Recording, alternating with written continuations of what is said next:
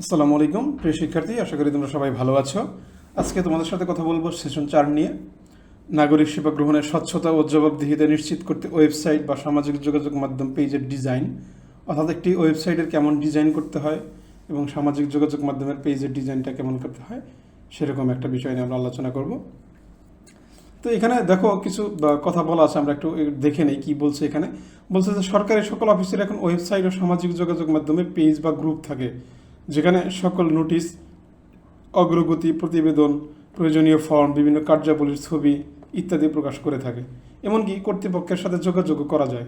অনেক অফিসে সপ্তাহে প্রতিদিন 24 ঘন্টা যোগাযোগ করা যায়। বেসরকারি ও ব্যবসায়িক প্রতিষ্ঠানে গ্রাহক সেবাকে সহজলভ্য ব্যবহারকারীর জন্য সহজ করার জন্য কি করছে, বিভিন্ন ধরনের মোবাইল অ্যাপও চালু করছে। কিছু কিছু সামাজিক যোগাযোগ মাধ্যম পেজে অ্যাপে গ্রাহকে তাৎক্ষণিকভাবে যোগাযোগ করতে পারে। অর্থাৎ এখানে যেটা বলা আছে যে প্রত্যেকটা মানে অর্গানাইজেশন বা প্রতিষ্ঠানের কি একটা ওয়েবসাইট থাকতে পারে, বা ফেসবুকের পেজ থাকতে পারে, কিংবা ইউটিউবের কোনো একটা চ্যানেল থাকতে পারে, কিংবা ধরো আরও যেই সমস্ত সোশ্যাল মিডিয়াগুলো রয়েছে, টুইটার, ঠিক আছে, লিঙ্কডইন, সেগুলোতে পেজ থাকতে পারে।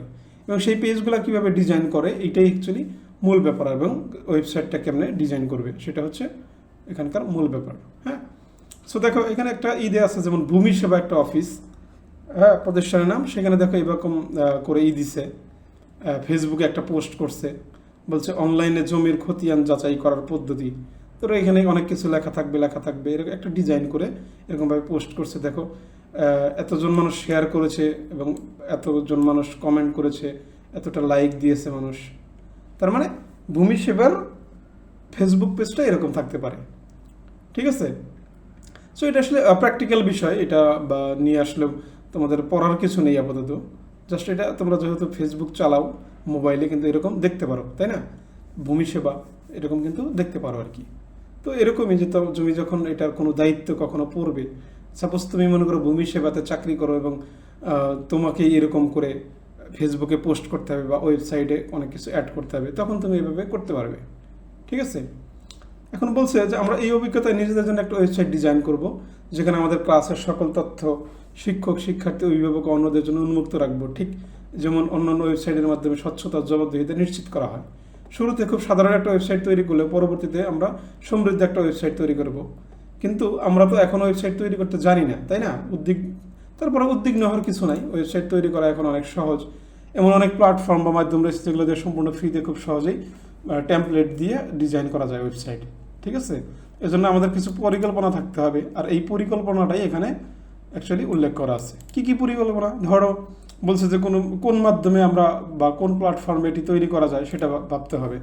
তাকে একটা ওয়েবসাইট তৈরি করতে হলে তো তোমাকে বিভিন্ন ধরনের তুমি প্ল্যাটফর্ম ব্যবহার করতে পারো, যেমন রয়েছে কি ওয়ার্ডপ্রেস, জুমলা, এগুলো দিয়ে তুমি ওয়েবসাইট তৈরি করতে পারো, কিংবা পিএইচপি দিয়ে, পিএইচপি দিয়ে করতে পারো, কিংবা এইচটিএমএল দিয়ে করতে পারো, কিংবা পিএইচপির অনেকগুলো ফ্রেমওয়ার্ক আছে, যেমন লারাবেল, কোডিগনেটর, এগুলো তুমি ব্যবহার করতে পারো, কিংবা পাইথন ব্যবহার করতে পারো, ঠিক আছে। কিংবা মোবাইল অ্যাপস তৈরি করার জন্য ফ্লাটার বা জাভা, কোটলিন, এগুলো তুমি ব্যবহার করতে পারো, ঠিক আছে।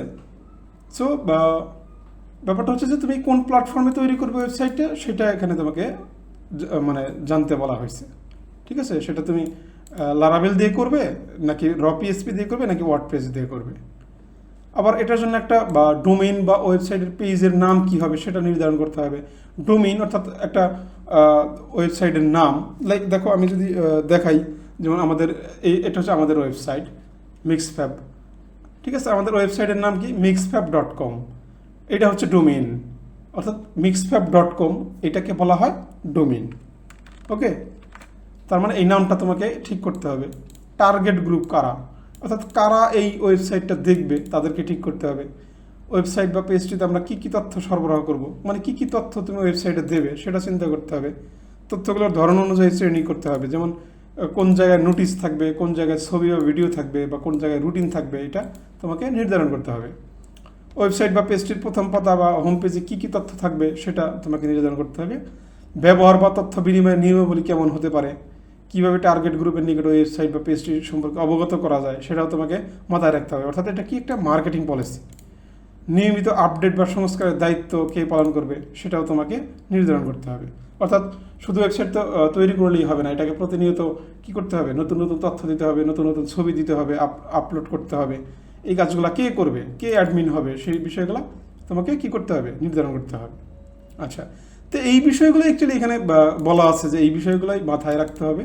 ঠিক আছে, এরপরে একটা জেনারেল একটা ওয়েবসাইট ডিজাইন করবে, যেখানে তার ডোমেনের নাম দেখা যাবে, ওয়েবসাইট বা প্রতিষ্ঠানের ক্লাসের নাম, মেনুর নাম, ছবি বা গ্রাফিক্সের বর্ণনা, মেধাস্বত্ব বা কপিরাইটের তথ্য ইত্যাদি বিষয়গুলো এখানে থাকবে।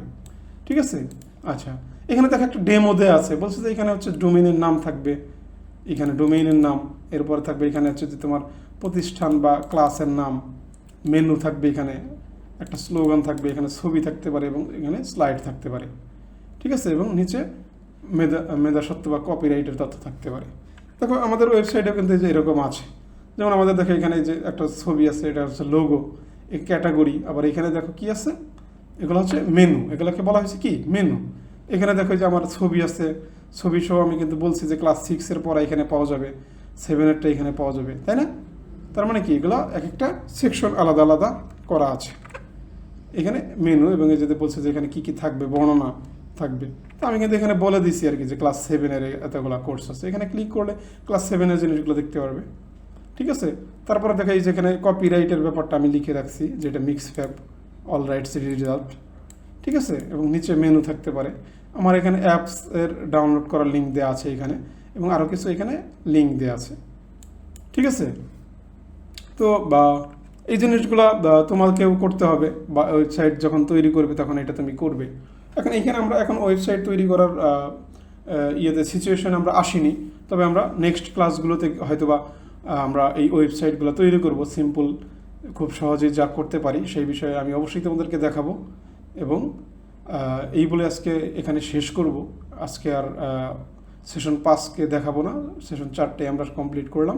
অর্থাৎ এখানে কোনো অ্যাকচুয়ালি কাজ নেই, জাস্ট এখানে লেকচারটা বুঝতে পারাটাই হচ্ছে মেইন ব্যাপার, যে আমরা কী কী করবো সেইটার একটা পরিকল্পনা থাকতে হবে। লাইক এটা ফেসবুক পেজ, দেখো জেনারেলি ফেসবুক পেজ কেমন হয়, যেমন এটা হচ্ছে মিক্স ফেভারিটস হচ্ছে ফেসবুক পেজ, একটা কভার ফটো হয়, একটা লোগো দিতে হয়, এরপরে তুমি এভাবে পোস্ট করবে। দেখো এখানে তুমি পোস্ট করবে। ঠিক আছে, এখানে দেখো ওই যে ইংরেজি শেখার জন্য একটা পয়েম আছে, তুমি এভাবে কি করবে, পোস্ট করতে হবে। এরকম তুমি ছবিগুলো ডিজাইন করে করে দেখো এখানে একটা কি আছে, যেমন এখানে হ্যাপি নিউ ইয়ার জানানো হয়েছে। ঠিক আছে, সো এই ছবিটা কিন্তু ডিজাইন করতে হয়েছে। তো এরকম কাজগুলো করতে হবে, এই ছবিগুলো আপলোড করতে হবে, এগুলো ওয়েবসাইটে আপলোড করা হবে। ঠিক আছে, সো এই বিষয়গুলোই জাস্ট এখানে আলোচনা করা হয়েছে যে এই কী কী করতে হবে, কীভাবে করতে হবে সেটা পরে দেখানো হবে।